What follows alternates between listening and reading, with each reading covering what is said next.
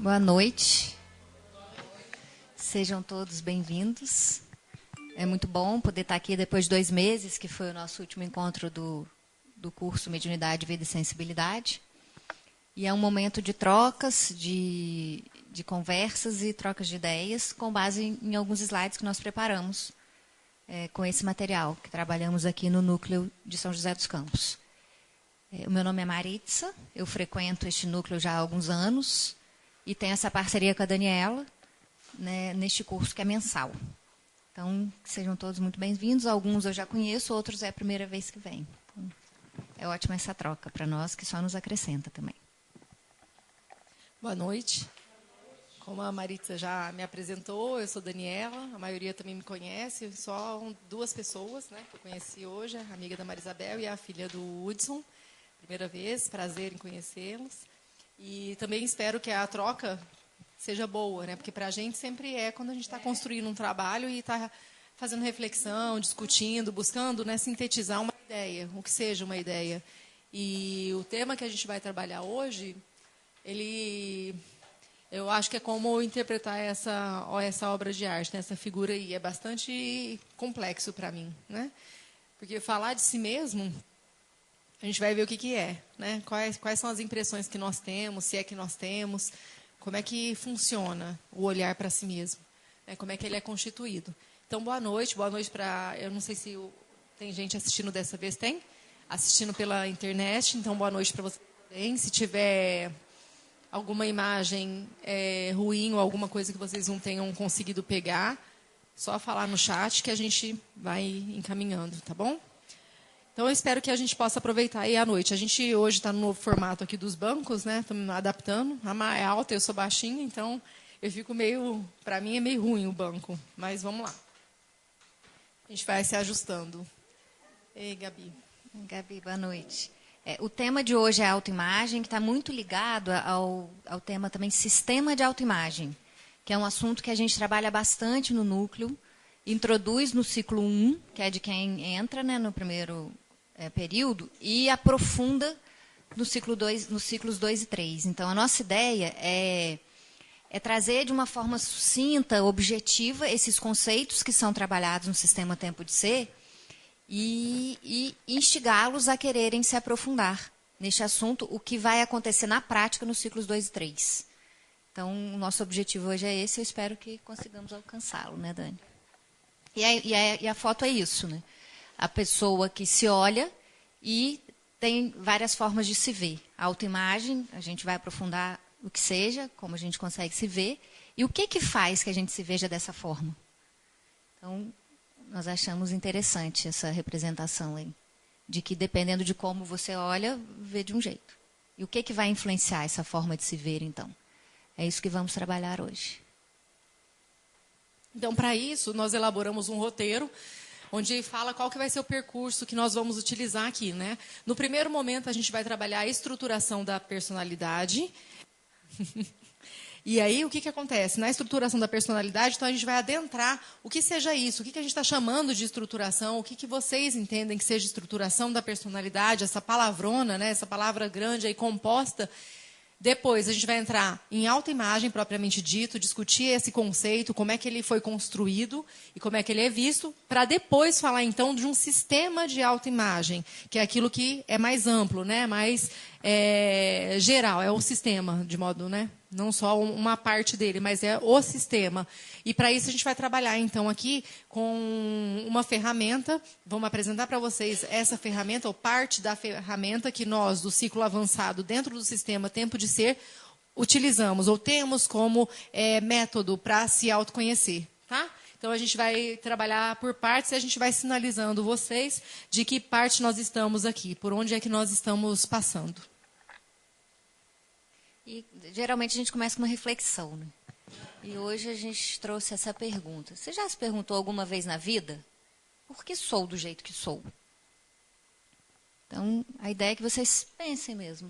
Alguém aqui já teve uma fase em que parou e questionou por que agia daquele jeito, por que pensava dessa forma, por que gostava daquilo que gostava, por que repetia coisas que talvez nem quisesse mais fazer?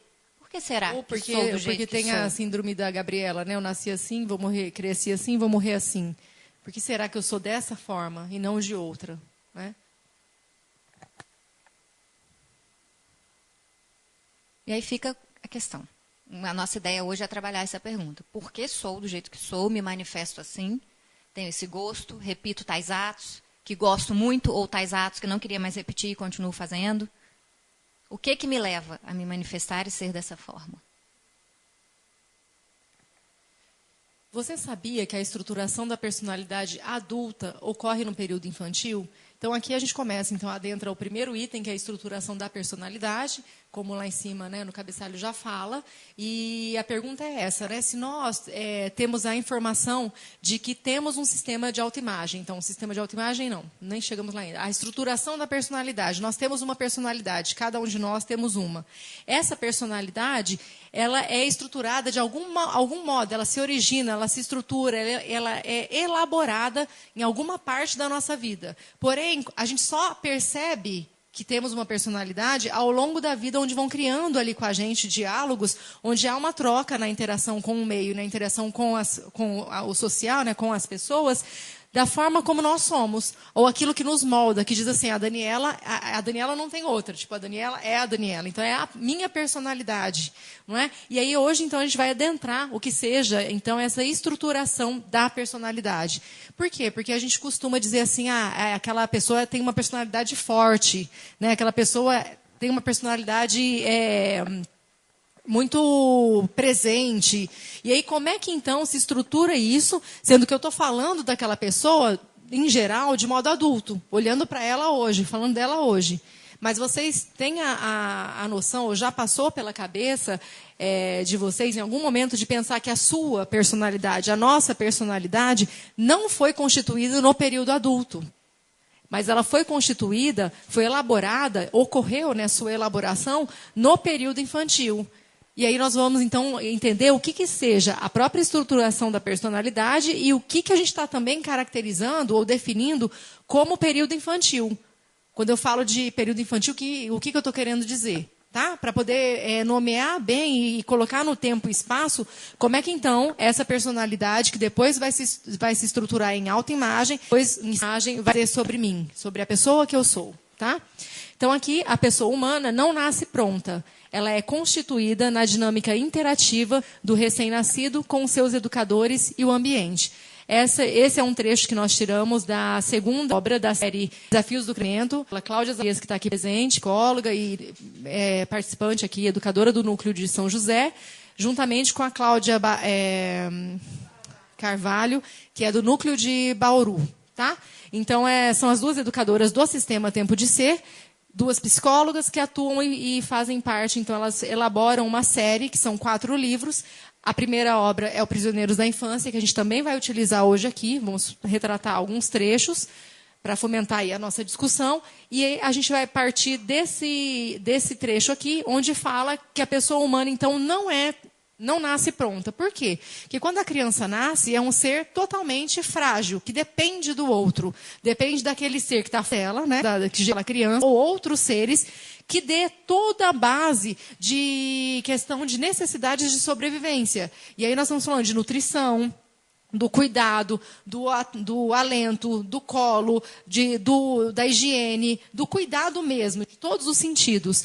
E nesse momento a criança, então, frágil, ela não tem, se alguém não fizer por ela, ela não existe. Ela morre, ela deixa de existir.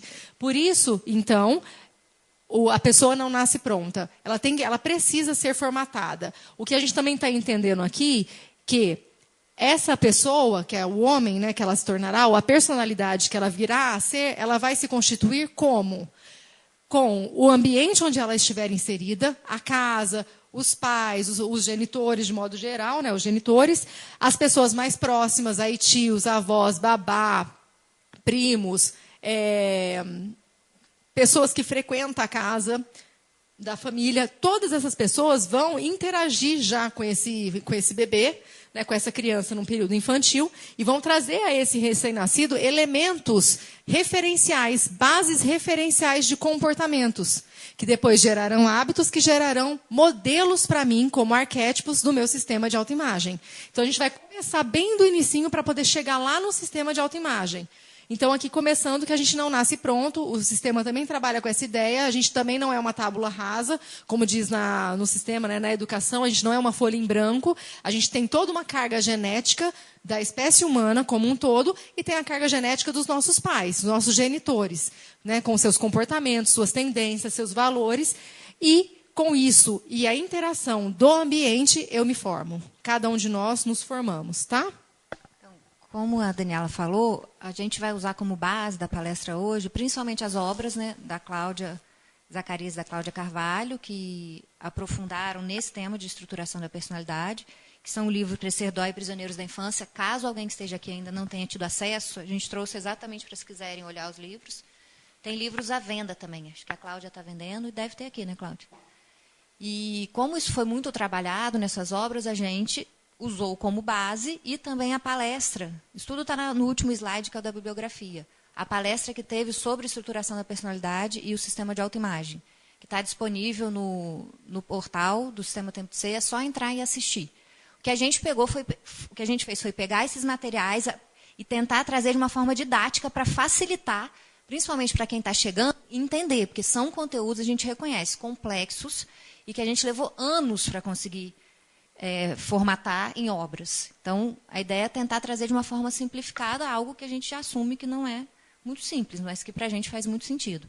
E esse assunto, sistema de autoimagem, é cunhado pelo Sistema Tempo de Ser.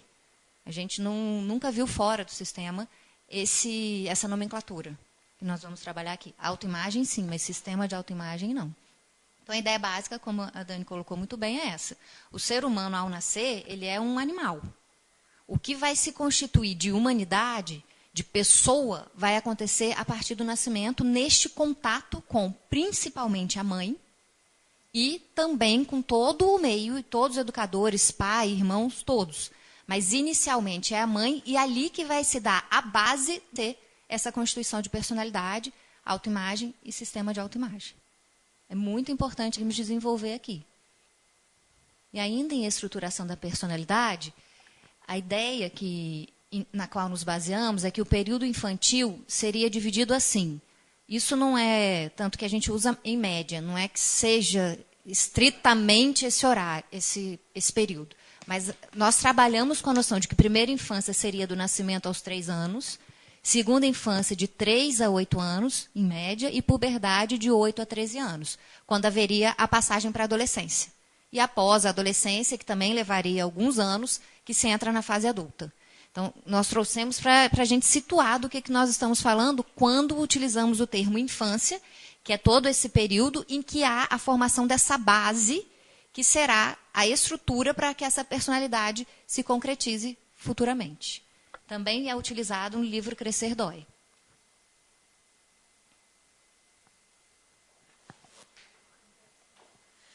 Então, lá, na primeira infância, aqui a gente resumiu, trouxe resumidamente, tá? Assim como na obra também, a gente retirou da obra, essas 3 fases, então, esses 3 períodos dentro do período infantil, né?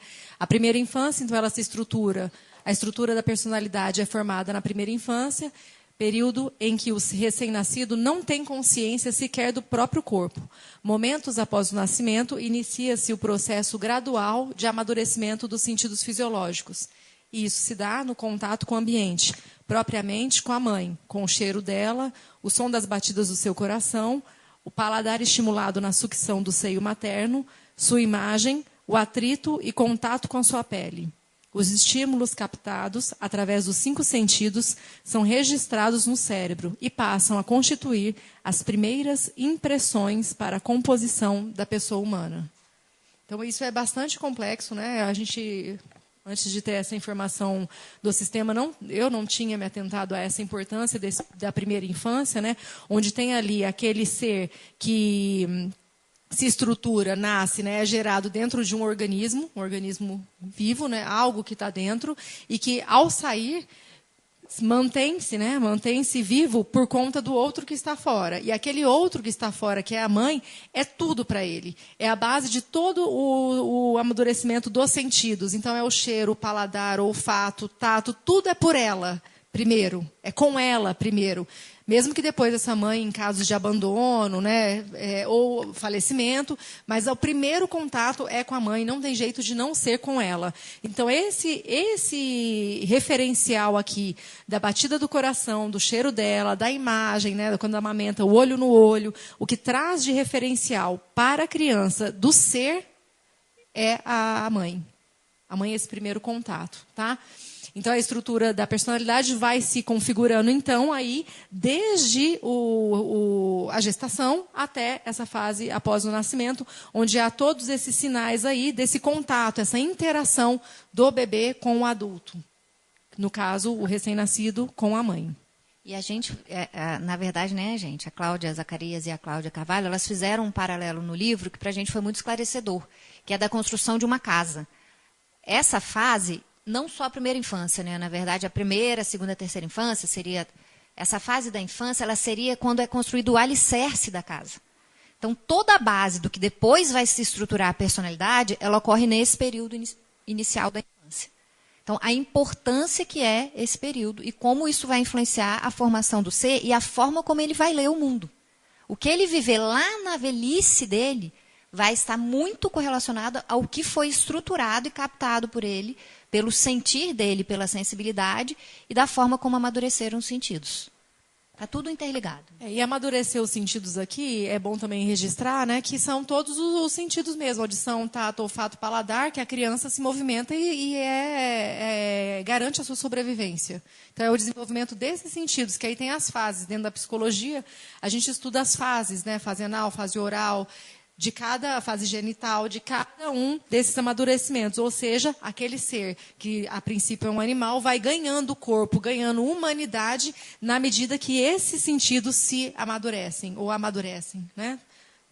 Tornam para ele algo de sentido.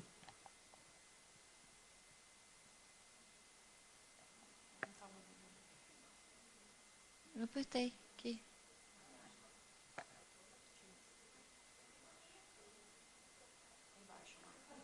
Não, mas tem que botar o mouse onde é.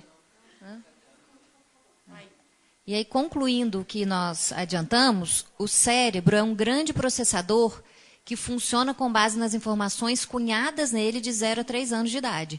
E será com base nessas referências que a realidade será sentida e interpretada. Essa é uma informação, então, do livro Crescer Dói, como a gente falou, da importância desse período, porque, com base nas informações cunhadas, são formadas as conexões neurais. E esses caminhos neurais, quer dizer, as ligações entre os neurônios, serão fortalecidos de acordo com as fases seguintes e será a forma como aquela pessoa se manifestará. E isso acontece lá na primeira infância.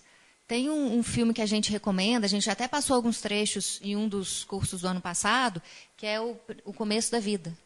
E eu não sei se vocês tiveram a oportunidade de assistir, que é muito interessante. Ele, apesar de não usar esses termos, ele fala exatamente disso.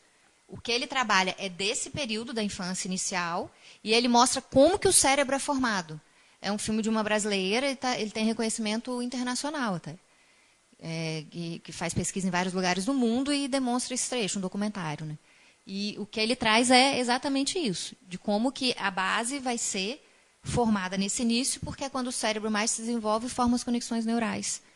Que servirão de que é onde o cérebro tem o maior tamanho, né, físico do crescimento. Há o que a gente costuma ouvir, que há uma plasticidade cerebral nesse movimento, nesse sentido de que a criança tem um cérebro em desenvolvimento e as maiores conexões neurais, o maior número de conexões sinápticas, né, neuronais, são feitas nesse período de entre 0 e 2 a 3 anos de idade. Então, o tamanho do cérebro já proporciona todas essas experiências, essa gama de referências mapeadas que depois, com o tempo, aquilo que foi aquele caminho mais utilizado, aquilo que é mais imitado, né? Que aí a gente vai falar ainda do processo de imitação. Como é que a criança aprende? Como é que a criança olha para o adulto e se espelha e tenta repetir, e tenta moldar a sua forma de ser? Pela imitação. Não é de outra forma. Então, pela imitação, essa característica, né, a imitação é por onde a criança aprende do mundo e apreende de si mesmo, por imitação. Depois ela ajusta, né, a sua própria personalidade. Mas então aí o cérebro é capaz, com essa plasticidade, ele é capaz então de ter o maior número de sinapses, e essas sinapses depois, aqueles caminhos mais utilizados para a aprendizagem, para o desenvolvimento da criança, aqueles caminhos continuam sendo o mapa, digamos assim, do desenvolvimento daquele ser, e aqueles caminhos pouco usados ou quase nada usados, eles são apagados para que outros possam surgir. Então também há no cérebro o desaparecimento de alguns caminhos neurais quando esses caminhos não são utilizados com um certo hábito, né? Não há um uso. Sou eu, Marta? Na segunda infância, período compreendido entre 3 e 8 anos de idade, em média, todas as informações assimiladas no ciclo anterior, então de 0 a 3, ou de um mês, né, a 3, após o nascimento até 3, no ciclo anterior, são processadas e reforçadas, e ao final da puberdade e início da transição da adolescência, com a chegada da menarca ou da primeira ejaculação, um sistema de referência comportamental e biológico é consolidado. E a pessoa humana está constituída. Então, o que esse trecho quer dizer para a gente, né? Até esse período, que é da primeira menstruação para a menina ou a primeira ejaculação para o menino, toda a base da personalidade está sendo constituída ainda. Até esse período. Quando esse período chega, seria um período crucial, um período que marca ali uma personalidade constituída.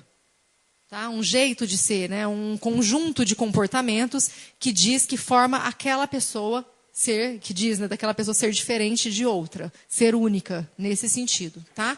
Da interação com o meio, a interação com seus genitores e a experiência e informações assimiladas no ciclo anterior. Ou seja, tudo é referência, tudo é base mesmo, como a Maritza colocou, que as meninas trazem no livro, né, essa comparação como se fosse o período da estruturação da personalidade como a edificação da casa, seria o alicerce ali. Né? Depois desse alicerce, subindo as paredes, o que vai dar base para que aquele alicerce se mantenha em pé, para que possa ter um molde. E é esse molde que é a personalidade, então, ele termina de ser feito com a primeira ejaculação ou a primeira menstruação. Então, esse é um marco dentro da segunda e terceira infância.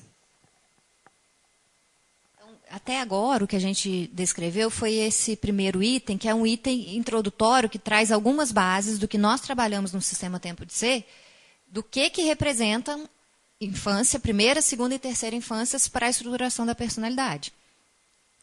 A gente espera que tenha ficado claro, então, como que essas bases vão ser dadas no trato inicialmente com a mãe, com os demais educadores, em seguida com o meio, para que se forme o alicerce do que vai ser aquele ser.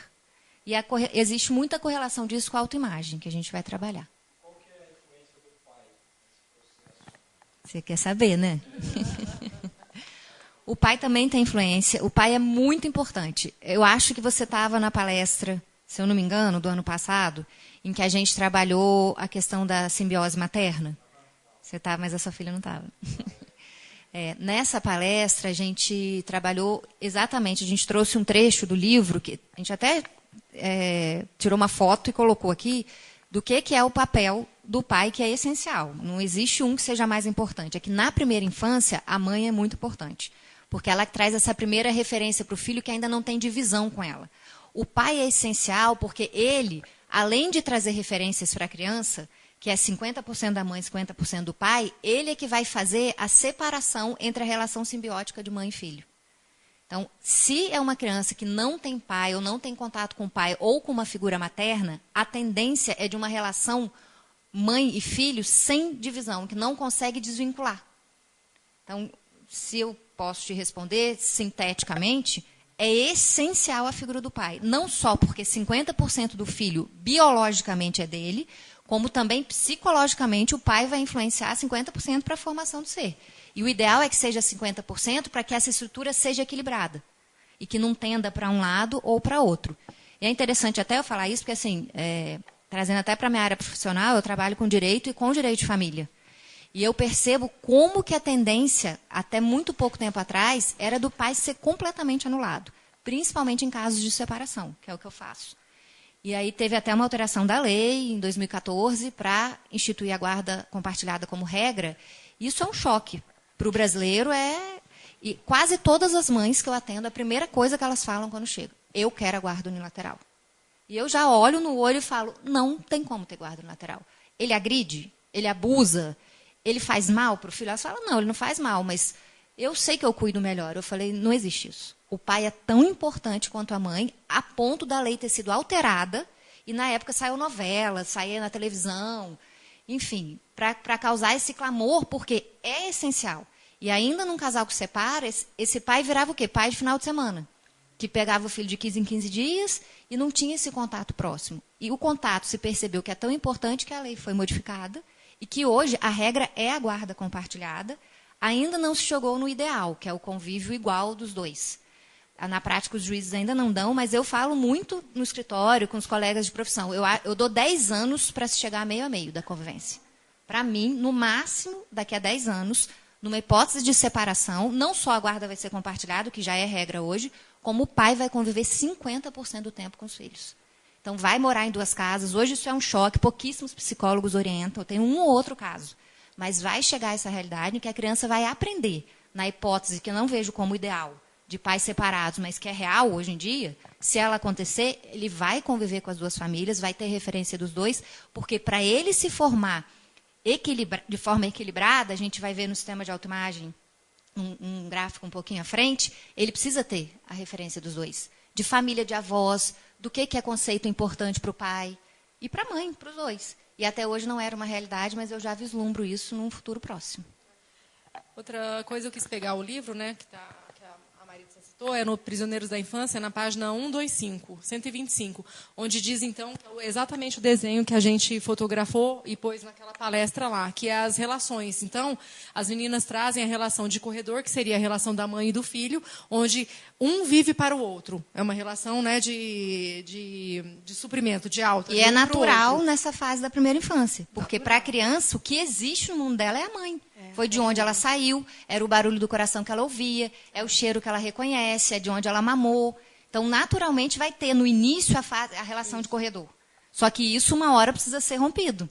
Isso, e aí essa hora que precisa ser rompido é chamado de relação triangular, onde o pai tem que entrar e triangular essa relação, para que o filho não tenha só aquela relação da mãe, né, de corredores, de que tudo é ela e tudo é para ela, para ele, né? A vida não, existe um pai que inclusive é anterior ao filho. O pai entra para dizer, olha, eu estou aqui, você existe por eu ter feito algo aqui, né? A gente tem uma presença. Então, a presença do pai delimitando e triangulando aquela relação que seriam só de 2. Para depois, essa relação que é triangular ser a base para a relação maior, que é a relação circular, que seria com o todo, com o resto do meio, né? Com os outros seres. Então, é muito importante esse aspecto. Já a mãe já nasce dela, então é tudo para ela. Mas a importância do pai, da figura paterna, se não for o pai, uma figura masculina que tenha presença e que sirva como esse elemento, né, triangular, que sirva para fazer essa relação. É interessante, porque é como se a mãe apresentasse para a criança o que ela é. Que é isso que nós trabalhamos do 0 a 3 anos. A criança nasce sem referência de nada. Ao se olhar nos olhos da mãe, quando está mamando, quando ela vê o reflexo, né, uma figura de linguagem que a gente usa, e ali ela percebe que ela é. Então, a mãe introduz o que é o mundo. O pai introduz o que é algo além daquilo. Para ela perceber que não é só a mãe. A mãe dá a ela a noção de si, e o pai mostra que a mãe não é só ela. Então, ao perceber que tem o pai também, depois ela consegue fazer contato com outros. Por isso que é tão saudável chegar. E isso chegar não quer dizer que ele entra só quando é a relação. O pai entra desde o início. Isso. Ele está ali sempre. Mas não com a intensidade que vai ser naquele momento. Agora, ninguém é melhor do que a Cláudia, né, Cláudia? E mais para frente a gente também vai colocar o gráfico, que é a ferramenta que a gente vai utilizar para entender o sistema de autoimagem. E lá vai estar bem mapeado a presença da mãe, a presença do pai e a presença da criança. Onde é que eles se situam. E como é que é feito, então, um sistema com base nesses polos, que é a mãe e pai. Então, aí vai ficar um pouquinho mais claro, mas se não ficar, por favor, pode ir perguntando, porque é esse mesmo movimento, é dialogando. Você quer se a falar Cláudia quiser comentar alguma coisa?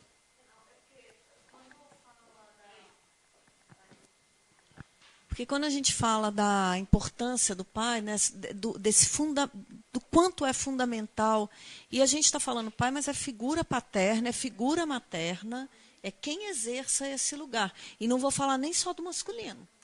Existem hoje mulheres que exercem, tem toda essa têmpera do masculino. Não, é igual. Acaba assumindo aí essa funcionalidade mais do materno.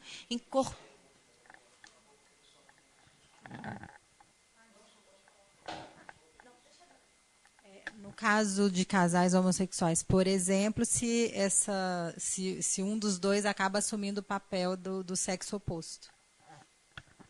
E eu até pedi para falar por isso, assim, porque a gente hoje não tem mais como dizer que é o pai e a mãe.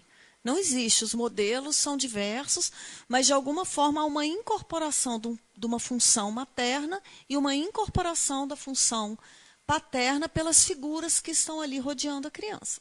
Então, esse é um ponto. Agora, o que é muito importante na questão paterna que eu vejo, assim, prioritariamente, né?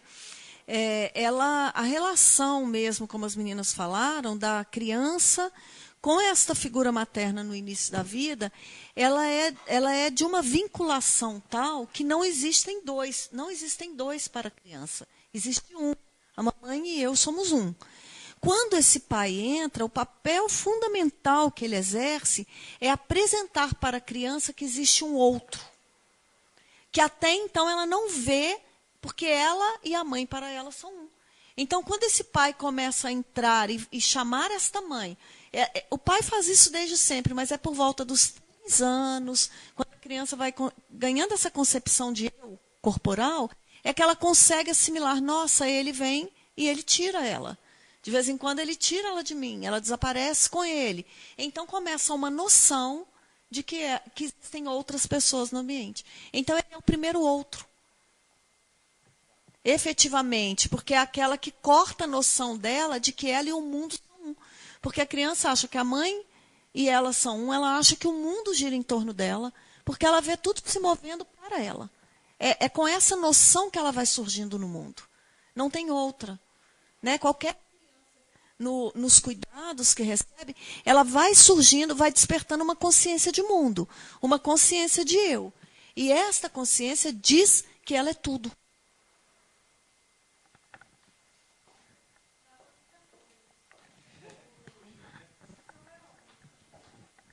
E é muito legal você falar isso também, Cláudia. Eu queria só ressaltar também, de novo, é bom porque eu faço o link com o meu trabalho, que é para mostrar como que isso a gente pode usar na prática, né?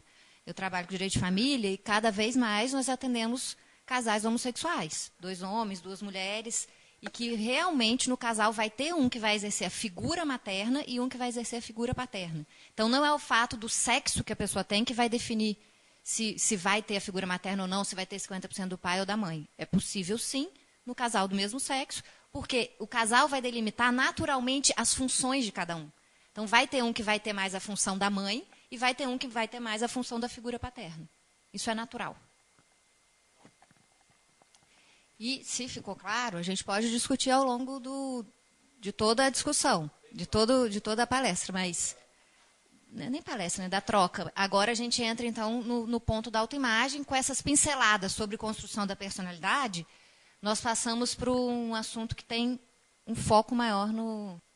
Para começar, a gente trouxe um vídeo. Provavelmente vocês já viram, mas...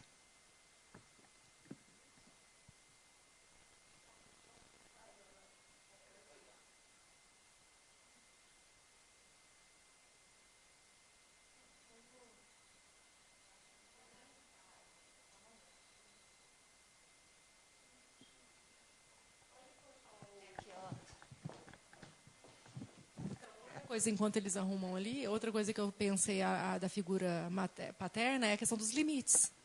É muito interessante, muito importante no processo de educação. Né? Quem dá os limites, quem mostra que existem regras. Porque a mãe, como é que é a mãe? A mãe faz tudo, né? A mãe é toda, a mãe é a deusa. Por mais que ela dê regras, dê ali como que faz, né? Faça a chantagem, digamos assim, ou o jogo da criança, o pai entra para dar os limites. Ou a figura paterna para dar os limites, né? Dar as regras. Apresentar, né? Não dá apresentar.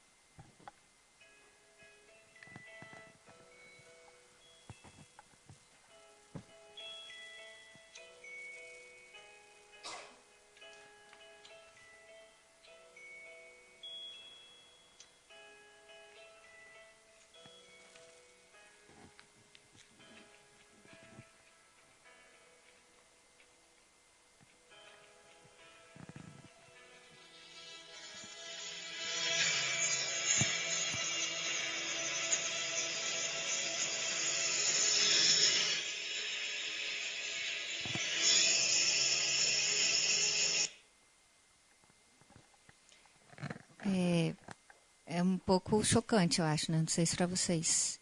Mas a gente quis trazer de uma forma impactante a questão da autoimagem. Primeira informação. O que fica muito marcante no vídeo? O que a gente vê de nós mesmos pode não ser real. É isso que a gente quis trazer como ideia.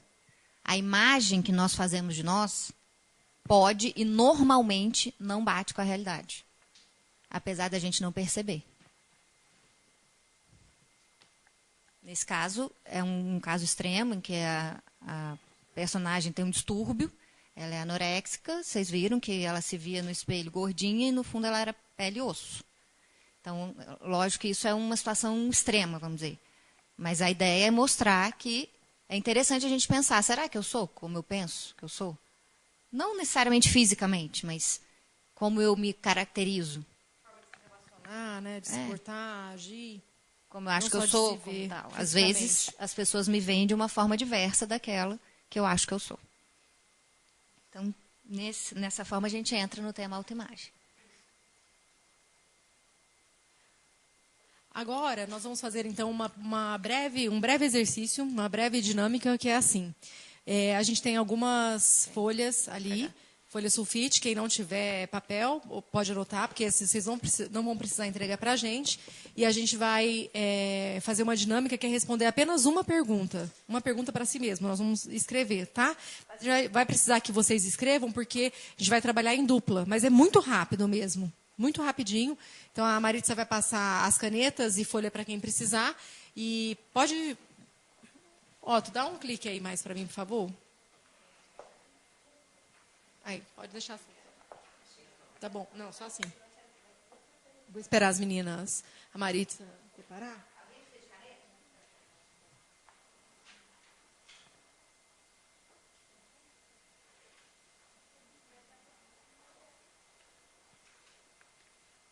Quem quiser anotar no celular, fica à vontade também, mas é só para um exercício que a gente vai precisar depois de conversar, de trocar.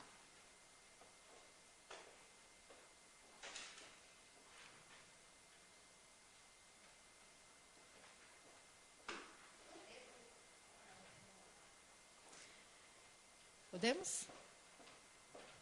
O Otto consegue fazer? Não, né, Otto? Não dá conta.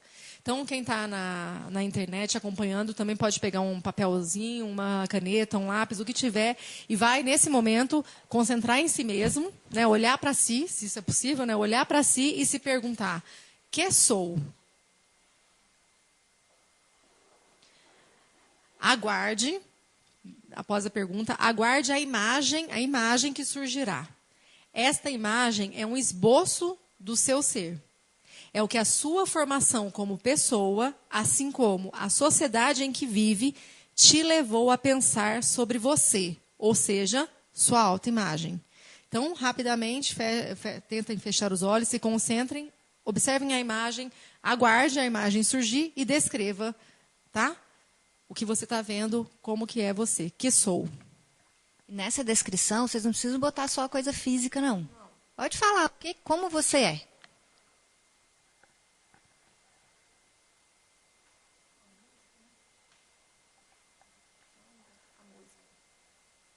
A gente vai colocar uma musiquinha aí. A gente tem 5 minutos, tá? Para fazer isso. Enquanto isso, a gente vai pôr uma musiquinha de fundo aí. Não.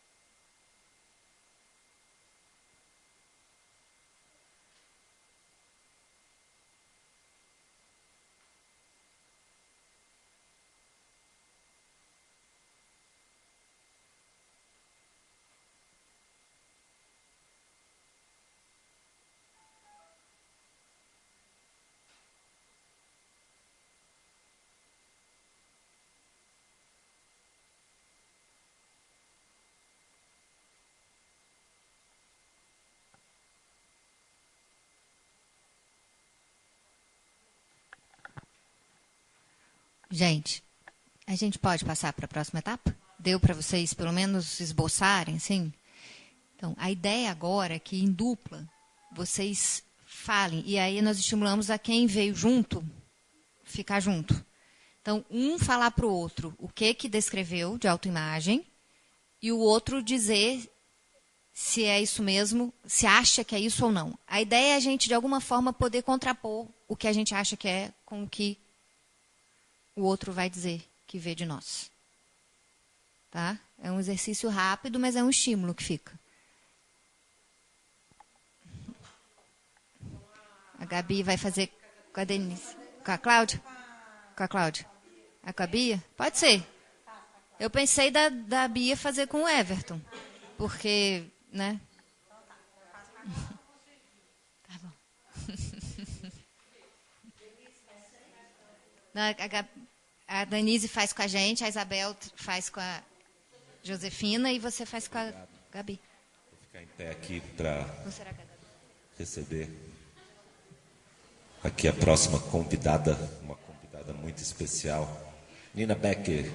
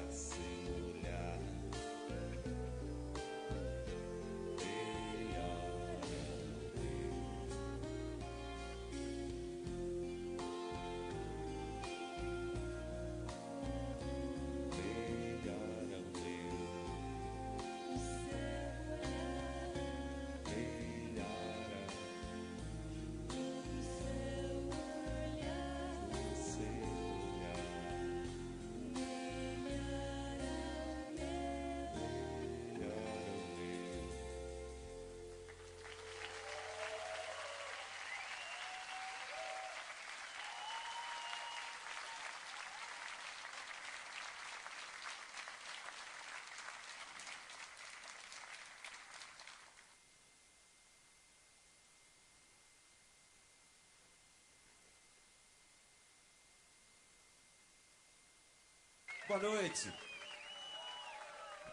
Uma alegria ter aqui com vocês todos, aqui na minha casa, para o nosso iê, iê, iê, iê. Espero que vocês se divirtam daí, tanto quanto a gente daqui, ok? A casa é de vocês.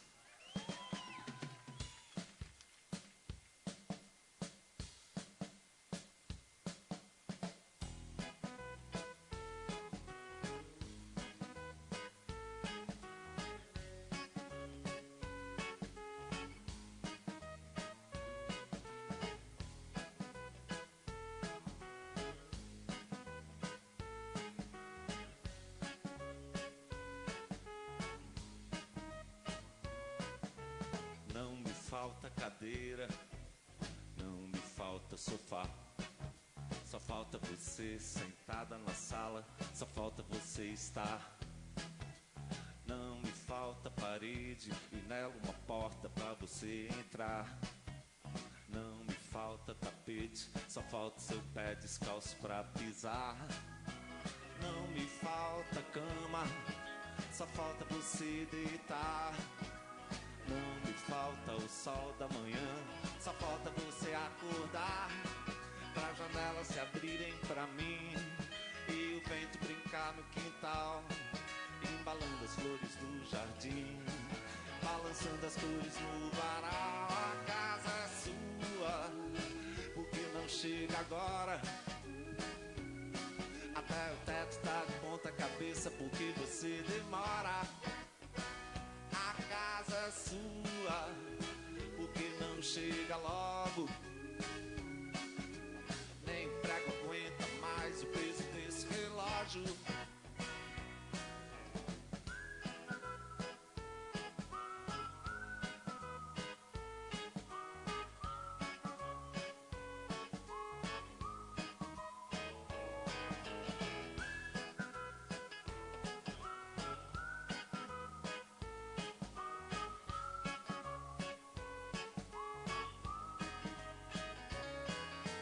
Não me falta banheiro, quarto, abajur, sala de jantar. Não me falta cozinha, só falta campainha tocar. Não me falta cachorro uivando só porque você não está. Parece até que está pedindo socorro, como tudo aqui nesse lugar. Não me falta casa, só falta ela ser um lar. Não me falta o tempo que passa, só não dá mais pra tanto esperar. Para os pássaros voltarem a cantar e a nuvem desenhar um coração flechado, para o chão voltar a se deitar e a chuva batucar no telhado. A casa é sua, porque não chega agora. Até o teto tá de ponta cabeça, porque você demora. A casa é sua, porque não chega logo. É que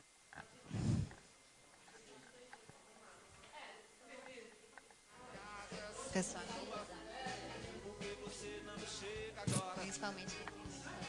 Até o teto tá de ponta cabeça, porque você demora. Mais 2 minutinhos, hein, pessoal? Tá ligado?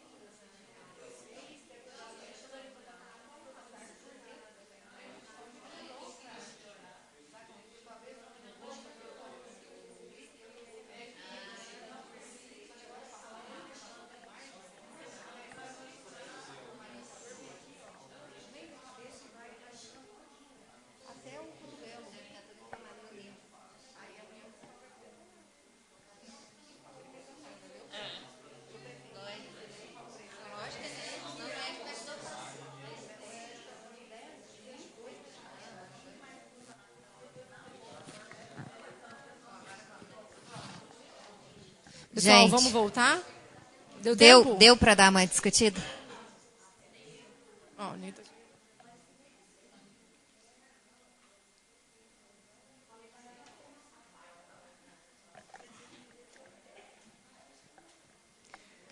E aí, gente, a pergunta é a seguinte: o que bateu a informação? Algumas bateram, As outras não. impressões bateram, né? Do que a gente... A impressão que vocês têm de si mesmos bateu com o que o outro acha? A gente trocou aqui com a Denise, foi bem legal, né, Denise? Muito legal.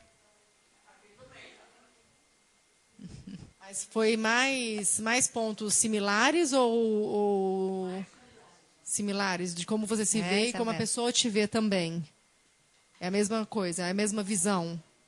Meio? É isso que a gente está falando. Legal. Mas como, sei, cada um escreveu de si, mas como que ela... de trocar, né? Como que... Entendi, então Entendi. fica mais difícil. É. Tá. Agora do Hudson e da filha, por exemplo, vocês quando trocaram, viram bastante pontos realmente assim que são notáveis, tanto para si mesmo quanto para o outro que te vê? É? É interessante. Então, quer dizer, tem coisa que bate, mas coisa que você se vê de um jeito e o outro vê de forma diferente.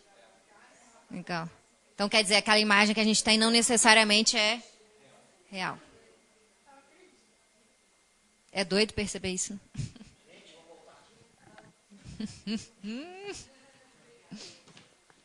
E você, Jussara? Jussara e Cris, como é que foi fazer a experiência? Foram mais coisas similares do Porque assim, a ideia era, cada um descreve como se vê. E depois, na troca, o outro vai falar se vê essa pessoa do jeito que ela descreveu mesmo ou se vê diferentemente. Só você falou para ela, então. É isso? E aí? Ah, entendi. Você quis agradar.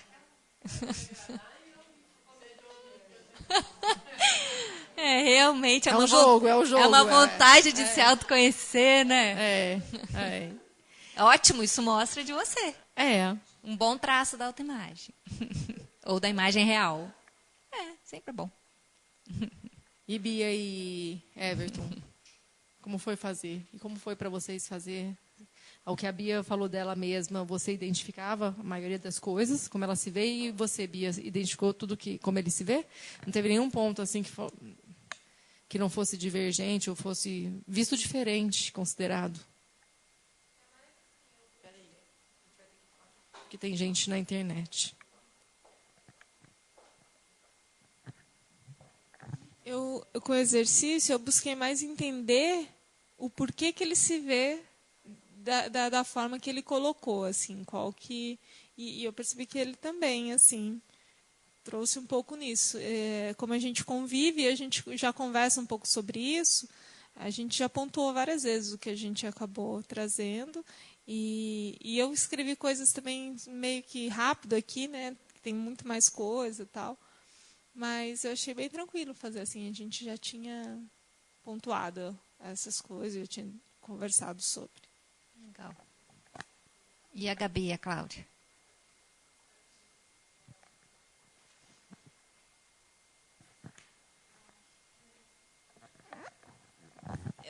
Eu acho que foi tranquilo também, e aí também eu não sei exatamente o que aconteceu, porque eu e a Gabi fizemos a atividade de uma maneira bem parecida. Na verdade, a gente apresentou dualidades que a gente percebe. Então, é como se fossem pontos e contrapontos dentro da gente mesmo. E aí o que a gente conversou aqui um pouco no final é que talvez os pontos que a gente vê como os ditos favoráveis por nós mesmos sejam esses que compõem a imagem mais exterior. E eles são a exata medida do que precisa encobrir do que está por trás.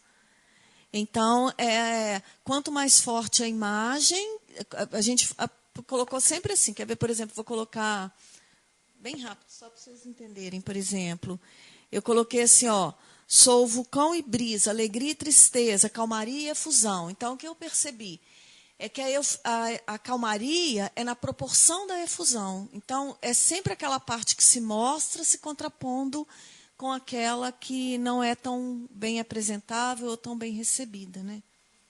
E a Gabi, acho que Eu a mesma coisa. Eu escrevia, falei assim, eu sou tranquila. Não, mas peraí, mas eu sou ansiosa. Eu sou impulsiva, mas eu também sou reflexiva. Então, eu me via em diversas situações nessa dualidade.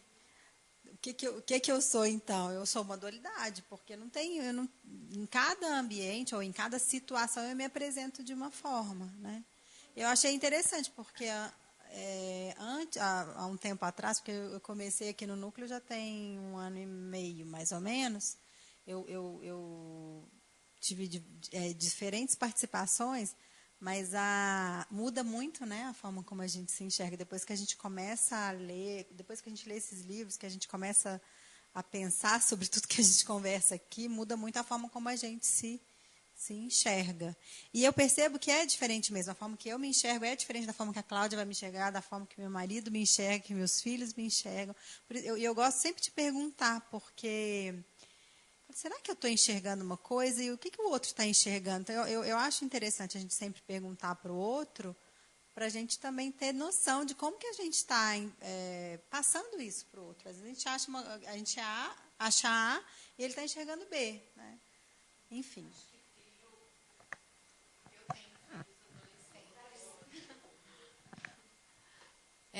Eu tenho filhos adolescentes e eu acho que eles... Quer dizer, um está pré-adolescente, tem 11, e o outro já está com 21. Mas eles apontam muito, às vezes, uma situação que eu penso que eu estou agindo de uma certa forma. Dali a pouco eles vêm e me apontam. E eu acho que filho é uma coisa muito... Não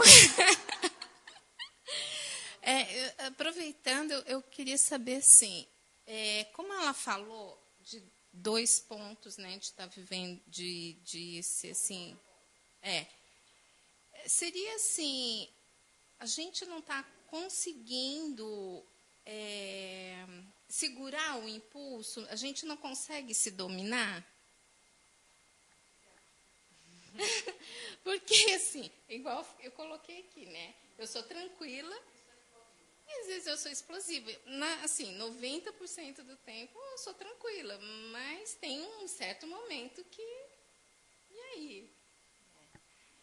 No fundo, assim, é difícil responder, né? Mas o que eu percebo, posso falar de mim, é que, no fundo, não é que a gente não consiga se segurar, a gente não consegue se observar. Então, se a gente passa a se observar e entender como a gente funciona, isso não é uma coisa simples que se faz da noite para o dia, é um processo. Por isso que aqui a gente pega esse processo que a gente denomina de autoconhecimento e divide em ciclos. Exatamente para poder se sensibilizar por si mesmo, se observar, entender como funciona e se dirigir. Porque não é uma coisa simples e uma das ferramentas a gente vai mostrar. Mas como a gente não se conhece, e no sistema Tempo de Ser a gente parte do princípio de que não conhecemos a maioria do que se passa dentro de nós, há uma vida interior que a gente não enxerga, a gente é cego para ela, e isso é natural em humanidade, a gente não consegue se controlar. Por isso que um período a gente é calmo, aí a gente vai acumulando, e uma hora estoura. Provavelmente com quem você tenha mais intimidade dentro de casa. Então, que nem as meninas falaram, para a sociedade você é uma coisa apresentável, você é educada. Eu posso falar muito bem isso. No escritório, trata todo mundo bem. Eu chego em casa, aquilo tudo que eu segurei, eu vou soltar em cima do primeiro, que eu tenha muita intimidade, que eu possa soltar e não ser excluída por ter feito aquilo. Por quê?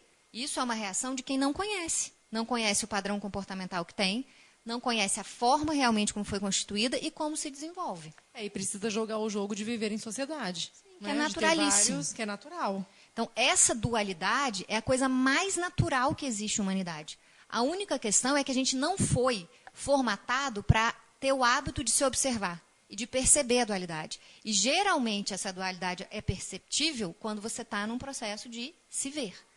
Qualquer que seja, a gente nunca fala que é só aqui que se faz autoconhecimento. Existem várias formas. Mas quando você começa a aprofundar em si mesmo, necessariamente você vai perceber uma dualidade. Porque o cérebro funciona com base na dualidade. O cérebro funciona com base em ponto e contraponto. E todo ser humano vai ter dualidade. Se ele não enxerga, é porque ele ainda não está com o olhar voltado para ele. Todo ser humano vai ter um momento de paz e um momento de de estresse, de guerra. Porque isso é isso que faz com que a gente funcione e sobreviva. Mas a gente não vê isso com facilidade.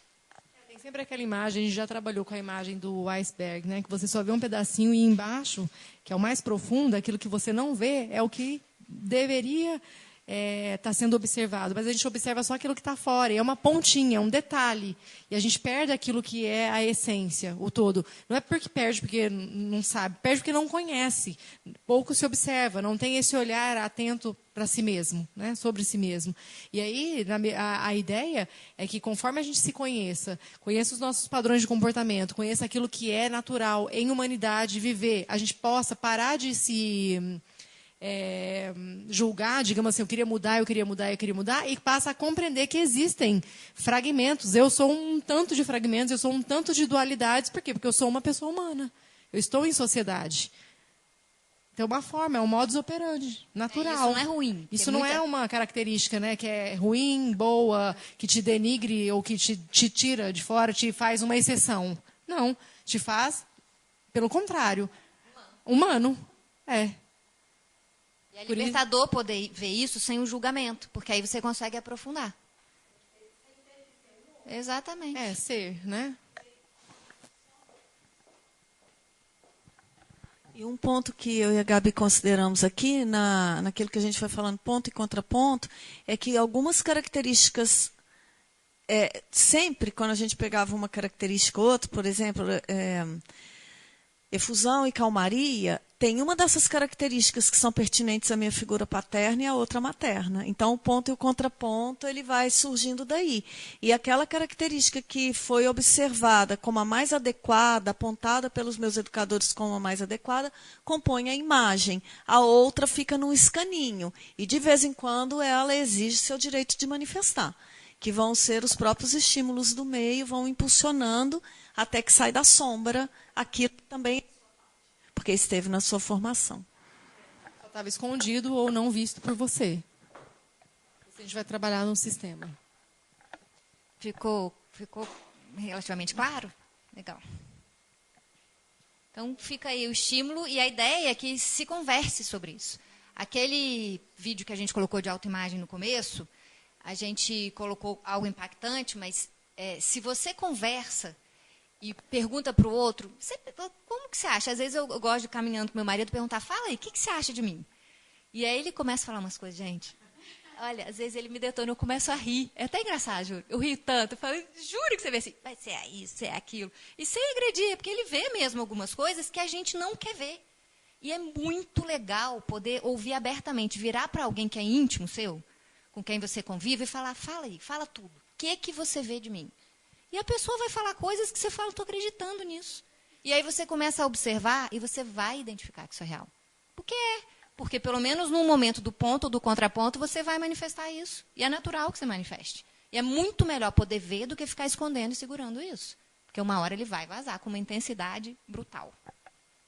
Então fica o estímulo para repetir isso daqui em outras situações. Para o outro.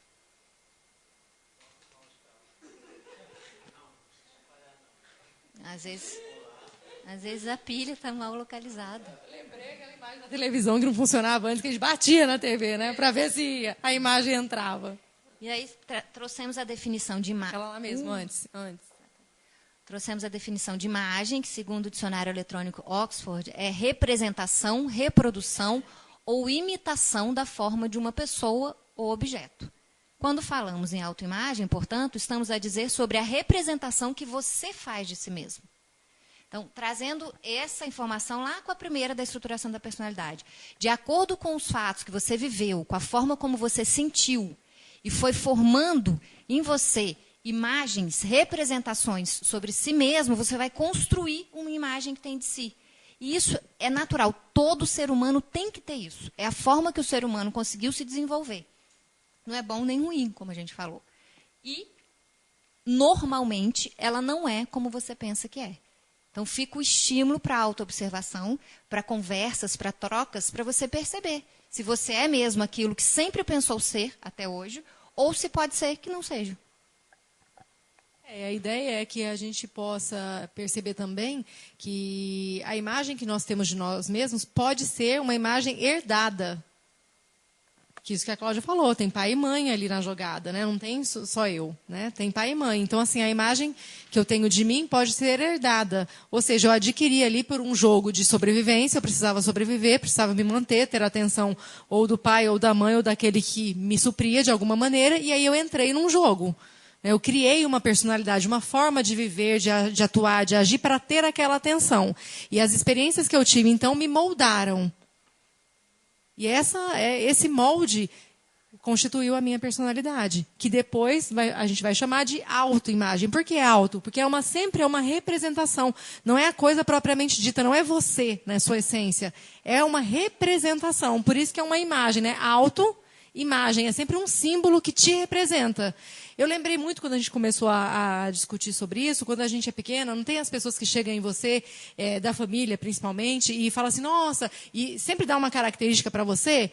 Ah, você é a queridinha, você é tal coisa, você é a guerreira, você, para mim, nossa, você nem se vê desse jeito, tipo, né, nem se vê, mas começa a falar, só que aquilo passa, e não só um falando, outros, aquilo passa a ser uma verdade, aquilo passa a ser uma característica, realmente. Então, quando eu vou me definir, muitas vezes, falo, eu sou guerreira, eu sou tal coisa, mas não surgiu de mim. Surgiu de comentários, de uma herança ali, familiar, né, uma coisa biológica até colocada e comportamental, de cultura também, mas que eu me aproprio.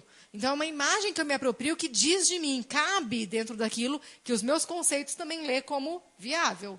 Né? Tem que ser viável, tem que ter uma vantagem em ser alguma coisa para o mundo, né? Viver isso. Por isso, então, da imagem, pensa bem, quando pensar em autoimagem, é uma imagem, né? Algo que é para mim, mas que é uma representação, uma reprodução. E como a criança, todos nós, aprendemos a formar aquilo que somos, ou a ser aquilo que somos por imitação, então é uma imagem, representação, reprodução ou imitação de uma forma, ou de uma pessoa, ou de um objeto. E isso é interessante a gente detectar de quem, então? De que pessoas, de que objetos, de que formas de agir. Né? Montar o nosso mapa ali, montar o nosso sisteminha. De onde que eu me formo? Né? Como é que eu tiro a ideia do que sou?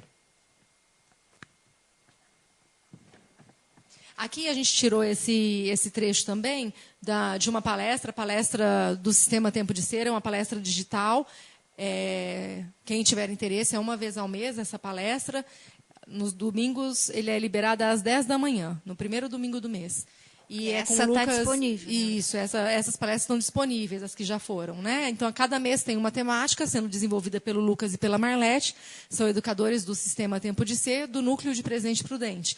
E a palestra, dessa informação que a gente tirou aqui, ela tinha o tema Sistema de Autoimagem e a Formação da Pessoa Humana. Então, a gente utilizou bastante, porque é uma palestra bem recente, e a gente trouxe aqui para fundamentar, então, aquilo que a gente vai apresentar ou está apresentando no que tange aí a questão da autoimagem.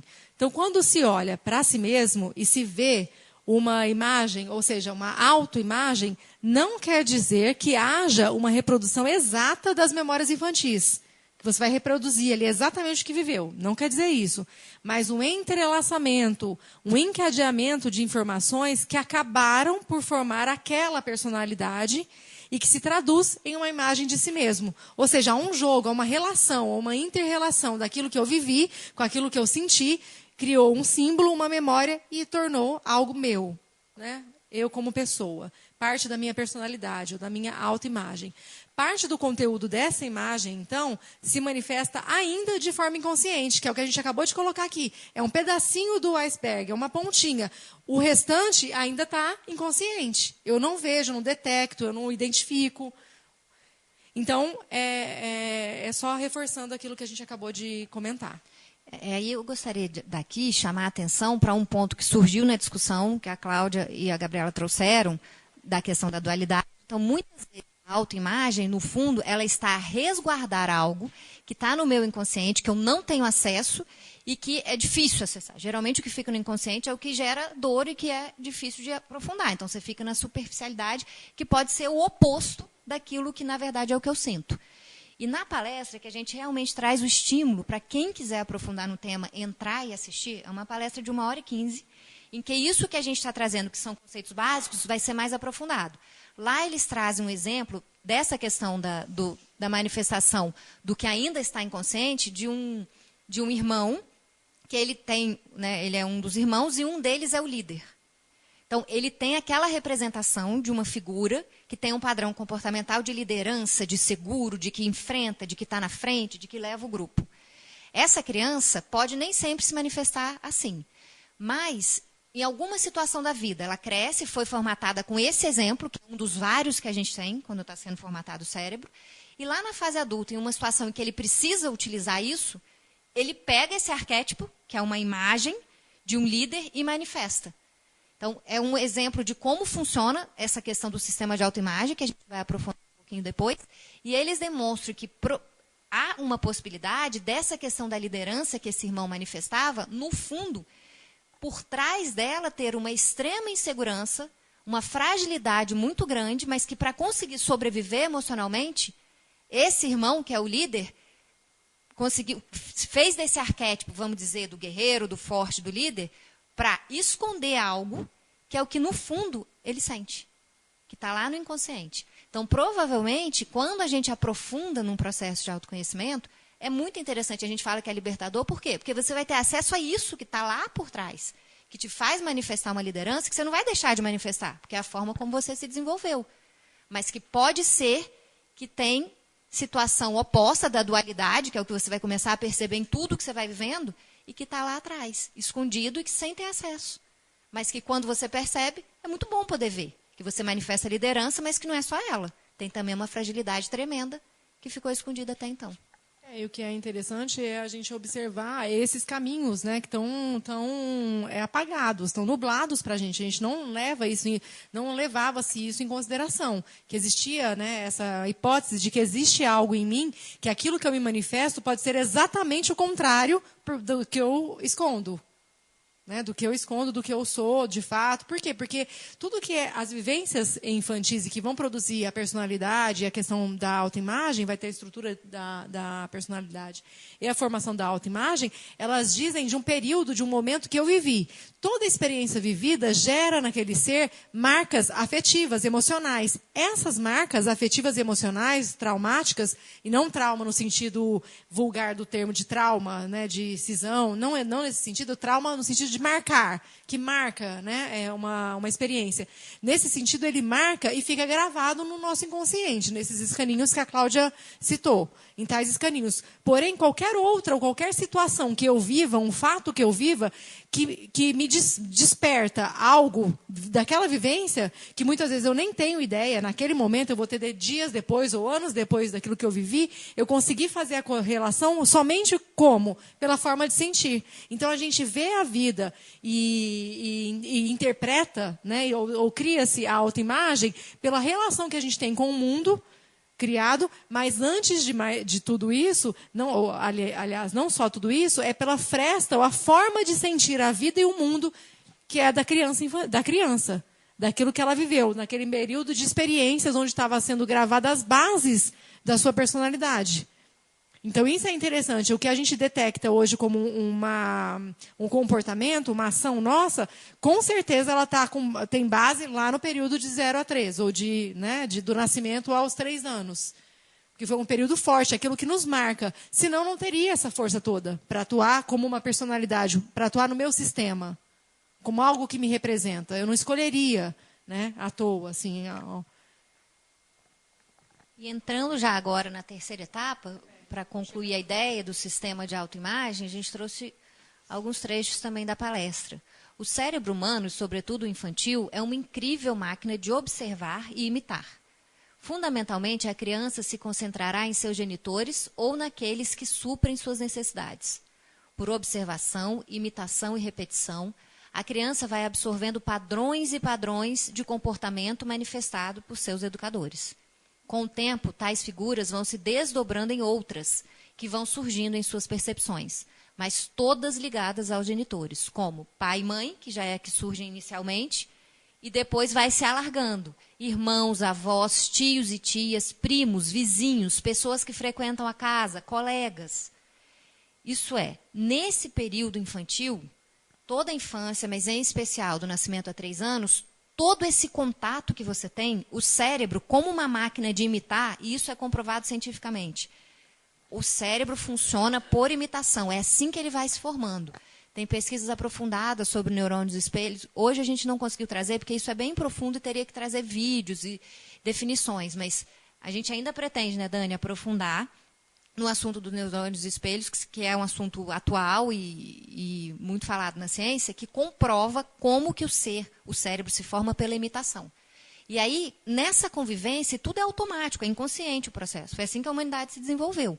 A criança vai captando do meio dos genitores e, em seguida, de todos com quem ela convive, esses padrões comportamentais, esses modelos, que a gente chama de arquétipos.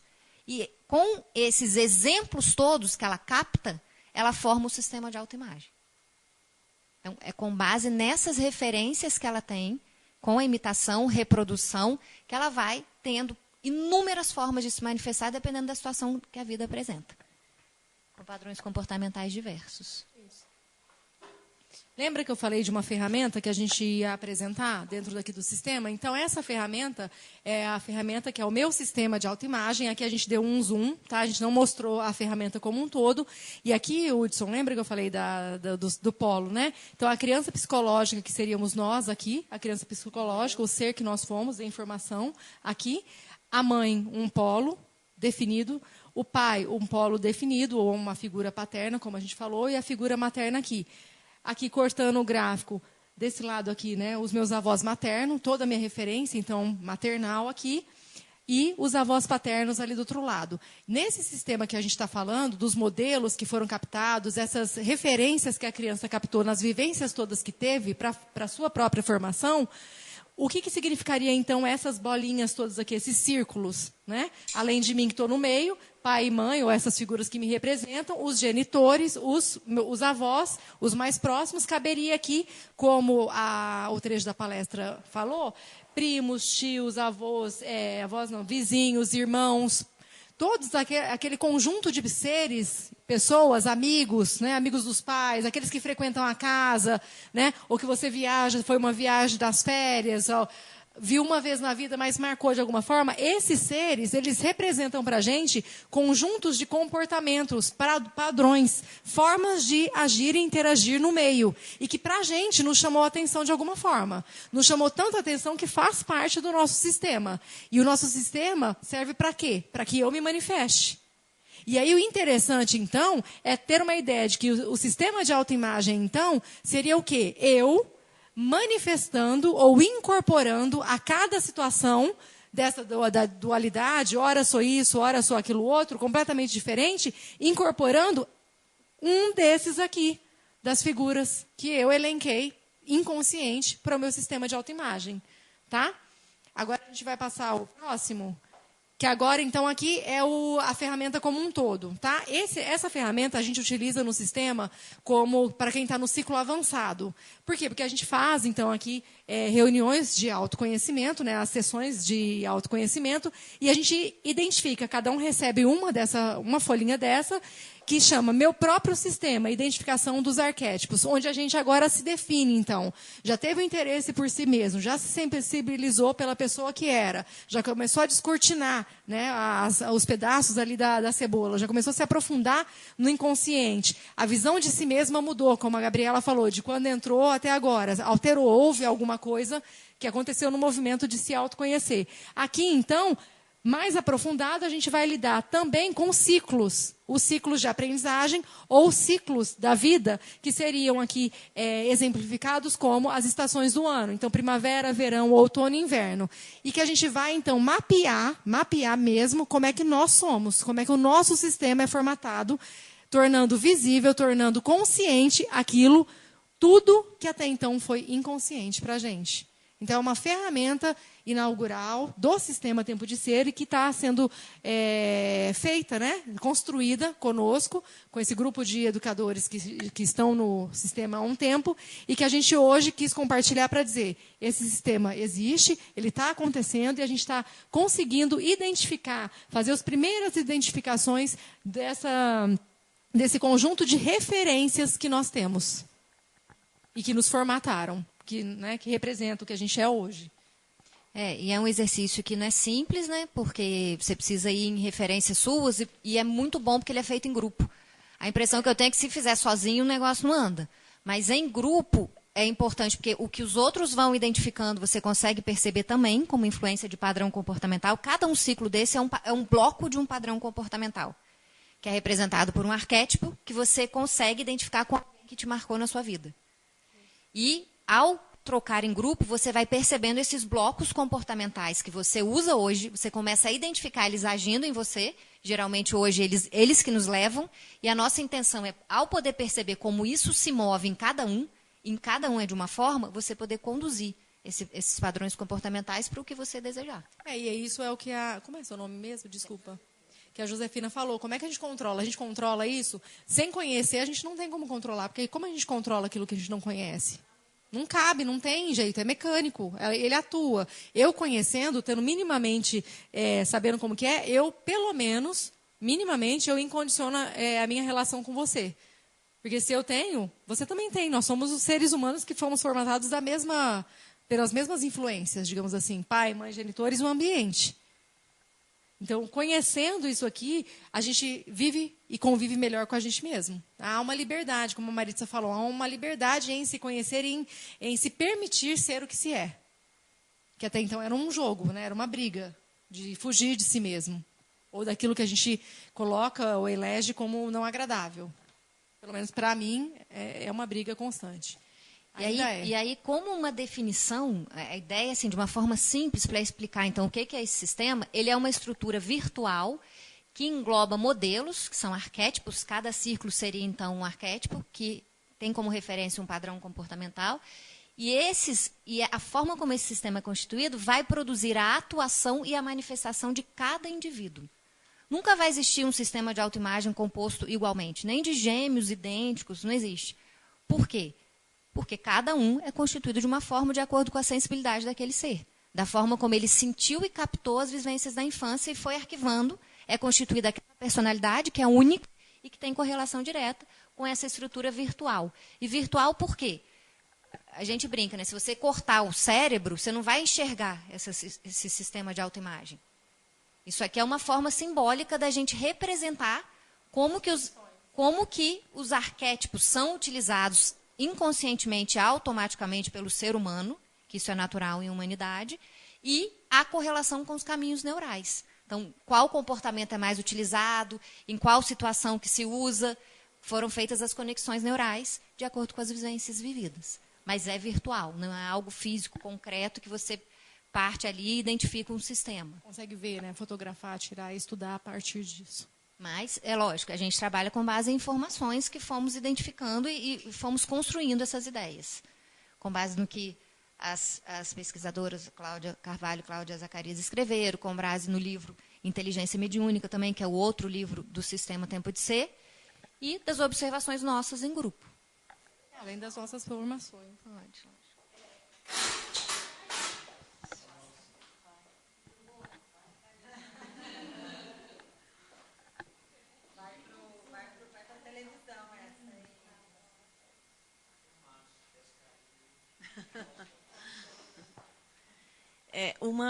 Uma coisa que essa questão do arquétipo, né, ou é algo que a gente está em constante aprofundamento. Definir arquétipo é uma coisa muito difícil. Mas quando a gente apresenta aquele gráfico ali, como vocês colocaram, né, aquilo que nós podemos ver, né, quando crianças, são tios, pais, professores, irmãos. Mas o que vai preencher cada bolinha dessa é uma força que vai ditar um determinado comportamento, de um comportamento de ação, de defesa ou de fuga. Então, cada indivíduo que nos marcou, cada indivíduo que nós conhecemos, nós não olhamos para ele diretamente também. Eu não olhei para o meu primo diretamente. Eu olhei para a minha mãe e como a minha mãe percebia aquele indivíduo, eu passei a perceber, pelo menos num primeiro momento, até que determinada maturidade pudesse me dar um outro ângulo de visão. A forma como meu pai olhava, os meus avós e as figuras mais importantes ali do meu período infantil. Agora, eu não sou o meu primo. Eu não sou como o meu primo. Eu assimilei um comportamento desse meu primo que estava sendo mais validado no meio ou menos validado. Eu escondo um comportamento que eu vi o meu coleguinha manifestar e que vi ele sofrer punições grandes por manifestá-lo. Então, quando eu identifico em mim, eu coloco na sombra. Ele vai compondo o meu inconsciente, né? Então, esse gráfico, na verdade, ele é uma representação de forças de comportamento, não especificamente de pessoas. Eu acho que isso é muito importante, porque ali, quando a gente pôs pai e mãe, não é pai e mãe como pessoa. É o arquétipo materno e o arquétipo paterno. É o arquétipo de figura. Se a gente pensar, pedir para a nossa cultura definir o que é um arquétipo materno, nós vamos dar inúmeras características. Então, é isso que eu acho que é importante da gente falar, para a gente não se fixar em pessoa, mas nos padrões de comportamento que são esperados, né? E que muitas vezes é o que faz com que a gente jogue conteúdos nossos para o inconsciente e incorpore outros, porque estes outros foram validados.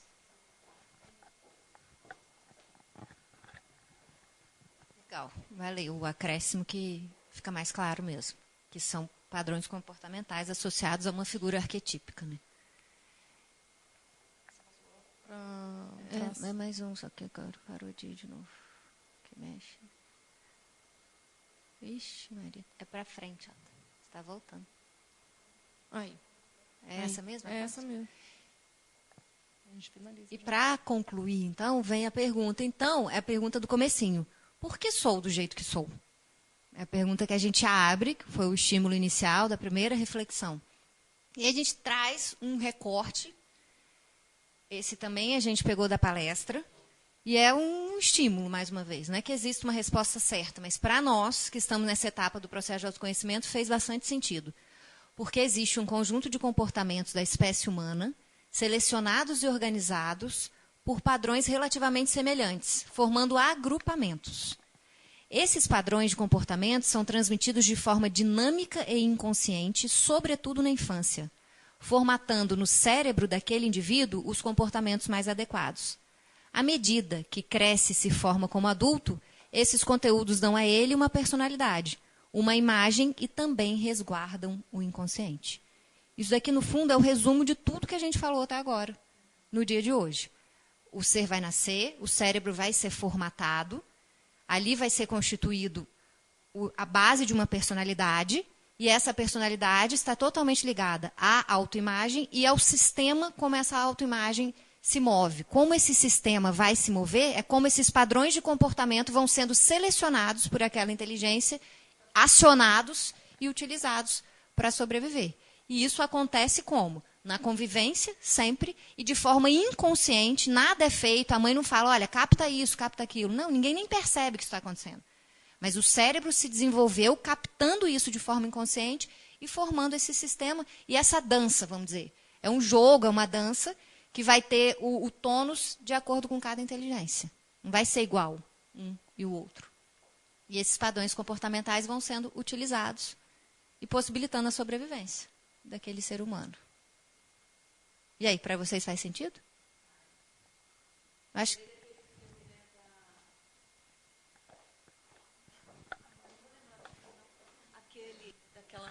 Aquele, lembra que a gente assistiu daquela mulher que fala, como que eu preciso... Agora eu preciso ser o quê? Aquela que vai vestindo 1000 roupas do elevador. Vocês não lembram? Do Prisioneiros. Das cartas. Como é que ele chamava? Você lembra, Otto? Não.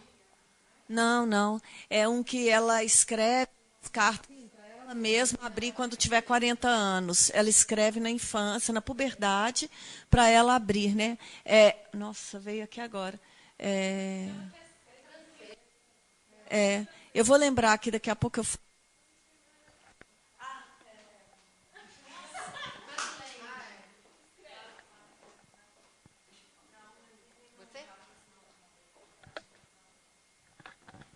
Então, quando eu li essa lâmina aí, Lâmina é esquisito, né?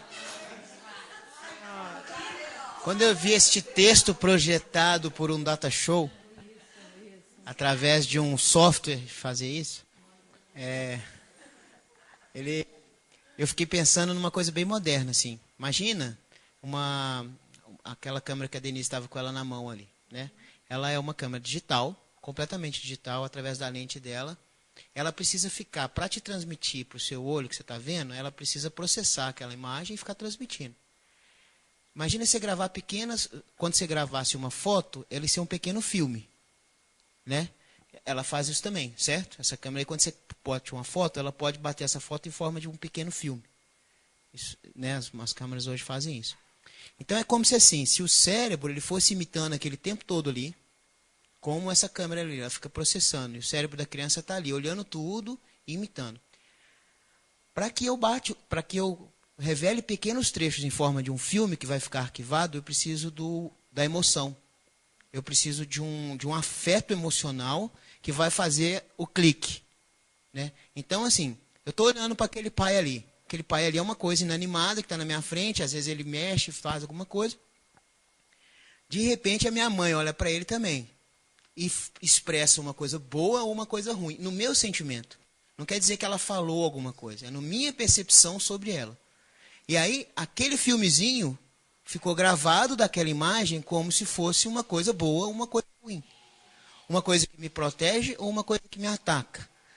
É uma coisa que me revela, uma coisa que me trava. E assim por diante. E todo nesse início, sob o olhar da mãe, então, eu vou fazendo pequenos trechos de filme sobre essas imagens, que muitas delas também vão ficando guardadas num cartão que eu não acesso.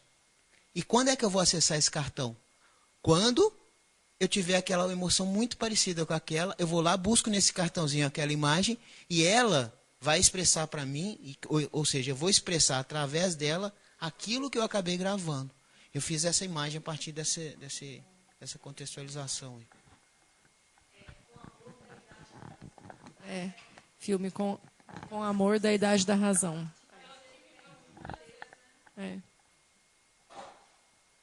E aí fica aí, a gente acha hoje, então, da etapa dos estudos que a gente fez, da autoanálise, tudo, a gente percebe que somos do jeito que somos. Gosto do que gosto, me manifesto dessa forma, tem tal padrão, pareço ser tal, mas em casa sou tal. Isso tudo por quê? Por essa forma, como eu inconscientemente fui captando esses trechinhos que foram juntados pelo afeto e constituíram uma estrutura que é virtual, que é cerebral, virtual. Quer dizer, ela está ligada aos caminhos neurais e é ela que me permite me manifestar desse jeito que eu me manifesto hoje. Isso seria o sistema de autoimagem.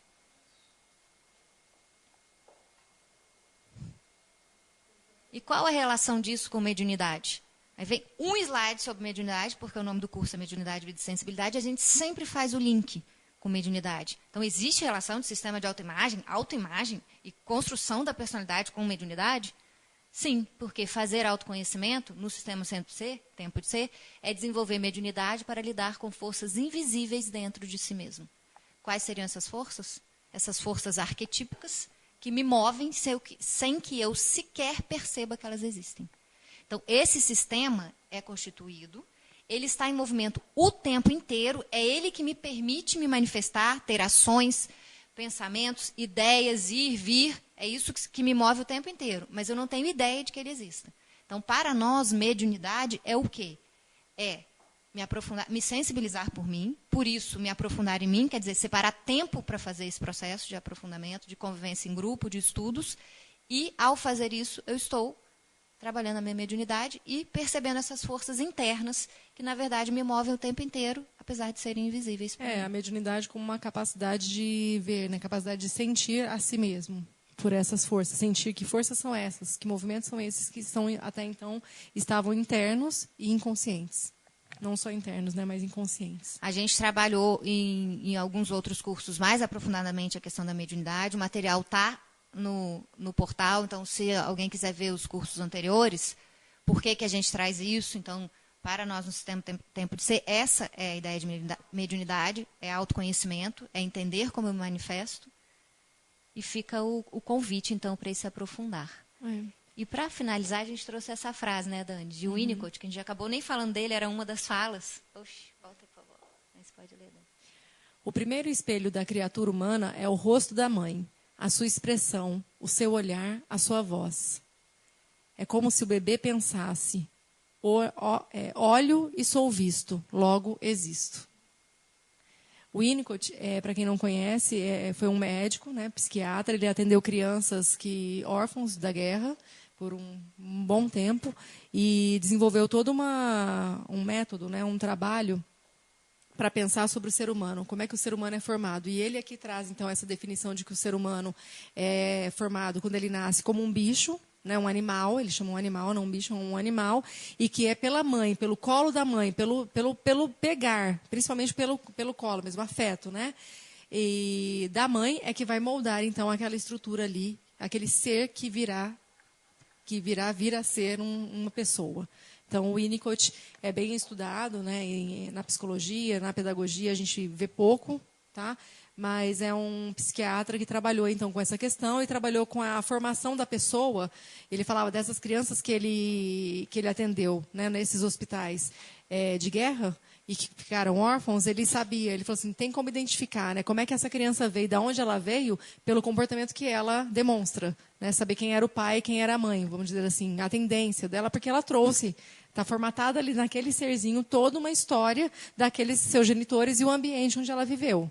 Então, ele tem resumidamente, né, essa forma de pensar. É pelo colo da mãe, por ela, que a gente se estrutura. E fica como um estímulo também, para se alguém quiser se aprofundar, que ele é um psicanalista bem renomado, sim, principalmente na questão da infância. Sim. Oi.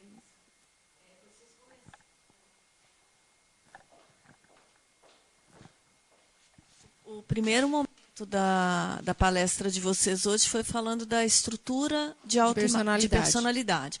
Então, a gente pode concluir que a estrutura de personalidade seria o sistema de autoimagem?